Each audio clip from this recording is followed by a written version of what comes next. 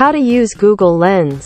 ကိုနားမလဲတဲ့စာသားတွေကိုကင်မရာနဲ့စကန်ဖတ်လိုက်ရုံနဲ့မြန်မာလိုပြောင်းကြည့်နည်းအားလုံးပဲမင်္ဂလာပါ Idea Knowledge Sharing မှာပြန်လည်ကြိုဆိုပါရစေကျွန်တော်ဒီကနေ့မှာတော့ကိုနားမလဲတဲ့စာသားတွေကိုနားမလဲတဲ့ဘာသာစကားတွေကိုကျွန်တော်တို့ကင်မရာနဲ့စကန်ဖတ်လိုက်ရုံနဲ့မြန်မာလိုပြောင်းကြည့်လို့ရမယ်နည်းကိုနားလဲတဲ့ဘာသာစကားကိုပြောင်းကြည့်လို့ရမယ်နည်းလေးကိုကျွန်တော်ကပြပြပေးမှာဖြစ်ပါတယ်ဆိုတော့မိတ်ဆွေတွေနဲ့စိတ်ဝင်စားတယ်ဆိုရင်တော့ဒီဗီဒီယိုလေးကိုစောင့်အောင်ကြည့်ပေးဖို့တောင်းဆိုချင်ပါတယ် Okay ဒီလိုမျိုးလုပ်လို့ရဖို့အတွက်ဆိုရင်တော့ကျွန်တော်တို့ဖုန်းက Google သုံးလို့ရမှာဖြစ်ပါတယ်ကျွန်တော်တို့ဖုန်းတိုင်းလိုလိုကတော့ Google သုံးလို့ရပါတယ်ကျွန်တော်တို့တချို့ဖုန်းတွေကျတော့ Google သုံးလို့မရတဲ့ဖုန်းလေးတွေရှိတတ်တယ်ပေါ့နော် Okay အဲ့ကြောင့်မလို့အရင်ဆုံးတော့ Google သုံးလို့ရတဲ့ဖုန်းကတော့လုပ်လို့ရမှာဖြစ်ပါတယ်ကျွန်တော်ကတော့ဒီနေ့သုံးမှာကကျွန်တော်တို့ Google Lens ကိုကျွန်တော်ကသုံးပြသွားမှာပေါ့နော်ဆိုတော့ကျွန်တော်တို့အရင်ဆုံးဘယ်လိုသွားမလဲဆိုရင်ကျွန်တော်တို့က Google Chrome ဖြစ်ဖြစ် Google ဖြစ်ဖြစ်ကျွန်တော်တို့သွားလိုက်ပေါ့နော်ကျွန်တော်ဒီမှာ Google သွားလို့လည်းရတယ် Google Chrome ကိုသွားလို့လည်းရတယ်ပေါ့နော်ကျွန်တော် Google Chrome ကိုတစ်ချက်သွားလိုက်ပါမယ်သွားပြီးတော့ကျွန်တော်မိတ်ဆွေတို့ကဒီမှာပေါ့နော်ကျွန်တော်တို့ဒီနားလေးမှာကျွန်တော်ဒီမှာဒီဘက်အဆက်ကလေးမှာတွေ့လာနော်ဒီမဲ့နော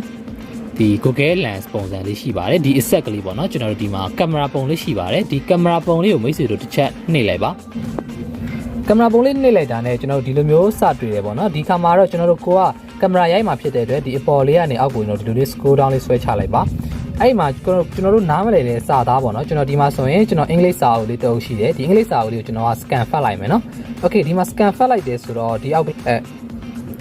်ကျွန်တော်ဒီအောက်ကလေးမှာပေါ့နော်ဒီမဲ့ဒီအကြောင်းလေးတွေရှိပါတယ်ဒီအကြောင်းလေးတွေဒီအောက်ကဒီဘာတန်းလေးကိုကျွန်တော်တစ်ချက်လောက်ဆွဲရမှာပေါ့နော်ဒီဘက်ကလေးတစ်ချက်ဆွဲလိုက်ပါဒီမှာ translate ဆိုတဲ့ဘက်ကိုရောက်အောင်ဆွဲလိုက်ပေါ့နော်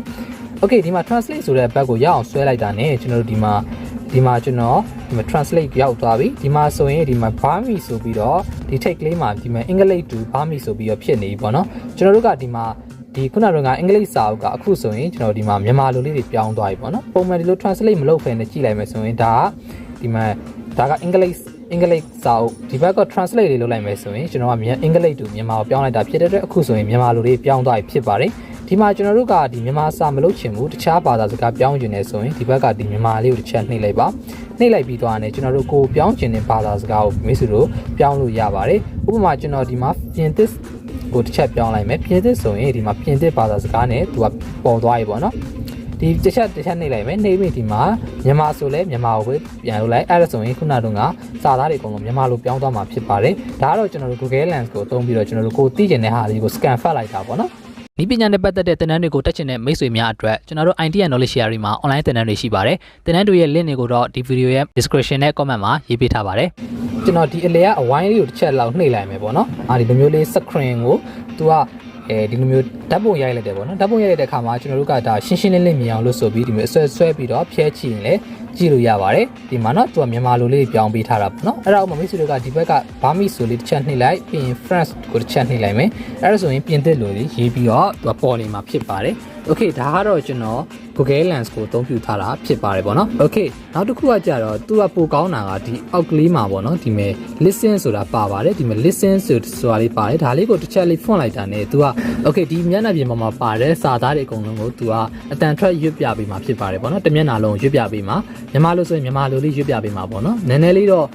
့သူက Google ကနေ translate လုပ်ပေးတာဖြစ်တဲ့အတွက်နည်းနည်းလေးတော့ထောက်တာလေးတွေတော့ရှိရဲပေါ့နော်ဒါပေမဲ့အင်္ဂလိပ်ဆိုရင်တော့ချောမွေ့ပဲအင်္ဂလိပ်လိုလေးပြန်ပေးရဲပေါ့နော် Okay ဒါကတော့ကျွန်တော်ကဒါကိုသိကျင်တဲ့အကြောင်းအရာကိုကျွန်တော်တို့ကဒီစာရွက်ဆိုလဲစာရွက်မှာကျွန်တော် scan ဖတ်လိုက်တာဖြစ်ပါတယ်တကယ်လို့ကျွန်တော်တို့ကကိုသိကျင်တဲ့အကြောင်းအရာက scan ဖတ်လို့မရဘဲနဲ့ဓာတ်ပုံပေါ့နော် photo ဖြစ်နေတယ်ကိုစက်ထဲမှာရှိတဲ့ photo ဖြစ်နေတယ်ဆိုရင်ဘယ်လိုလုပ်မလဲပေါ့နော်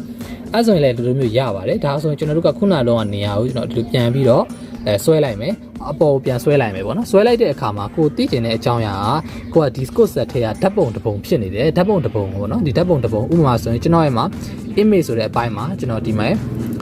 ဒီ image လေးတစ်ခုရွေးလိုက်မယ်ဒီ image လေးဆိုရင်ဒါ translate လုပ်ပြီးသွားပြီပေါ့နော်ဒီမှာဒီဥစ္စာဆိုရင်ဒီမှာဒါတွေအကုန်လုံးကဒါတရုပ်စာတွေပေါ့နော်ဒီတရုပ်စာတွေကကျွန်တော်က second fact ဆရာမလို့ကိုယ်စက်ထဲမှာရှိတဲ့ဓာတ်ပုံပေါ့နော်ဒီကိုဓာတ်ပုံလေးရရှိတဲ့စာတရုပ်စာကို translate လုပ်ချင်တယ်ဆိုလဲခုနအတိုင်းလေးပဲကျွန်တော်တို့ဒီမှာ translate ဆိုတာလေးနှိပ်လိုက်မယ်နှိပ်ပြီးသွားပြီဆိုရင်ကျွန်တော်ဒီမှာဒီဘက်ကဒီ take ကလေးမှာမြန်မာဆိုရင်မြန်မာလို့ရွေးကိုပေါ်ခြင်းနဲ့ဟောက်ရွေးပေါ့နော်ခုဆိုရင်ဒီမှာမြန်မာစာတွေပေါ်နေပြီပဲဖြစ်ပါတယ်ဒါဆိုရင်မိတ်ဆွေတို့ဒါလောက်တက်ပြီးလောက်ပြီးထင်မယ်လို့နော် Okay ဒီမှာဆိုတစ်ချက်ကြည့်လိုက်ဒီမှာဆိုရင်မြန်မာလိုလေးပေါ်နေပေါ့နော်ပုံမှန်ကသူကတရုပ်စာဖြစ်ပါတယ် တရုတ်စာဆိုတော့ဒီမှာ text ကိုတစ်ချက်ပြန်ပြောင်းလိုက်မယ်ဆိုရင်ဒါတရုတ်စာတွေပေါ့နော် okay ဒီတရုတ်စာတွေကိုကျွန်တော်ဒီ translate နဲ့လုပ်လိုက်တဲ့အခါမှာမြန်မာစာပြောင်းပြပေးသွားပါတယ် okay ဒါကတော့ Google Lens ရဲ့မှာအသုံးဝင်ပုံလေးဖြစ်ပါတယ် okay နောက်တစ်ခုကကြတော့ကျွန်တော်တို့ဥပမာမိတ်ဆွေက Google မှာရိုက်ရှာတယ်ပဲထားပါတော့เนาะကျွန်တော် Google မှာ okay Chinese text ဆိုပြီးကျွန်တော်ရိုက်ရှာလိုက်မယ် Chinese text ဆိုပြီးရိုက်ရှာလိုက်တဲ့အခါမှာဒီမဲ့အများကြီးကြာလာတယ်ပေါ့နော်အဲ့ဒီထဲမှာကျွန်တော်တို့ကဒီ image text ထဲကဒီမှာကို Chinese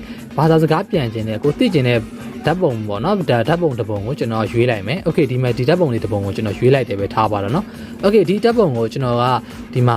ခုဆိုရင်ဒါတရုတ်စာရေးထားတယ်ကျွန်တော်ကမြန်မာစာပြန်ပြီးတော့ကြည့်ကျင်တယ်ဆိုရင်လည်းဒါပုံကိုစေ့စရာမလိုဘဲနဲ့ကြည့်လို့ရပါတယ်ဓာတ်ရိုက်ကြည့်လို့ရတယ်ပေါ့နော်ဘယ်လိုကြည့်မလဲဆိုဒီထိတ်ကလေးမှာရှိရယ်နော်ဒီမဲ့ Google Lens လေးရှိပါတယ်ဒီ Google Lens ဆိုတဲ့ဒါကင်မရာပုံလေးနှိပ်လိုက်ပါနှိပ်လိုက်တာနဲ့ဒီလိုမျိုးခုနလိုပြန်ထွက်သွားပြီထွက်သွားတဲ့အခါမှာဒီမှာဒီအောက်ကလေးမှာ translate ဆိုတာလေးရှိပါတယ်ဒီမှာမိတ်ဆွေဒီ translate ကလေးကိုတစ်ချက်တော့နှိပ်လိုက်ပါနှိပ်လိုက်တာနဲ့ဒီမှာ Chinese to English ဆိုတာဖြစ်သွားပြီဒါကတော့ English ကိုတော့ပြောင်းပေးတာပေါ့နော်အင်္ဂလိပ်ကိုပြောင်းပေးတာကျွန်တော်တို့ကအင်္ဂလိပ်လိုပြောင်းပေးတာမလိုချင်ဘူးဆိုရင်ဒါလေးအင်္ဂလိပ်ကလေးတစ်ချက်နှိပ်ပြီးတော့ဒီမှာ Burmese ကိုရိုက်ရှာကြည့်လိုက်ပါနော်လိုက်ရှာလိုက်ဒီမှာ Burmese လေးတွေ့ပြီ Burmese ဆိုဒါလေးတစ်ချက်လောက်နှိပ်လိုက်တာနဲ့ဒီမှာ Chinese to Burmese ပြောင်းသွားပြီပဲဖြစ်ပါတယ်နော် okay ဒါကတော့ Google Lens ရဲ့မှာအသုံးဝင်ပုံလေးကိုကျွန်တော်ကမိတ်ဆွေတွေကိုပြောပြပေးနေတာဖြစ်ပါတယ်ဆိုတော့အားလုံးပဲမိတ်ဆွေတို့နဲ့ဒီဗီဒီယိုလေးကိုကြိုက်တယ်ဆိုရင် like လေးပေးခဲ့ပါကျွန်တော်တို့ channel လေးကို subscribe လုပ်ပါသေးဆိုလဲ subscribe လေးလုပ်ခဲ့ပါအောင်နော်အားလုံးပဲနောက်ထပ်ဗီဒီယိုမှာပြန်တွေ့ပါမယ် bye bye ဒီပညာနဲ့ပတ်သက်တဲ့သင်တန်းတွေကိုတက်ချင်တဲ့မိတ်ဆွေများအတွက်ကျွန်တော်တို့ Untitled Knowledge Sharing မှာ online သင်တန်းတွေရှိပါတယ်သင်တန်းတွေရဲ့ link တွေကိုတော့ဒီဗီဒီယိုရဲ့ description နဲ့ comment မှာရေးပေးထားပါတယ်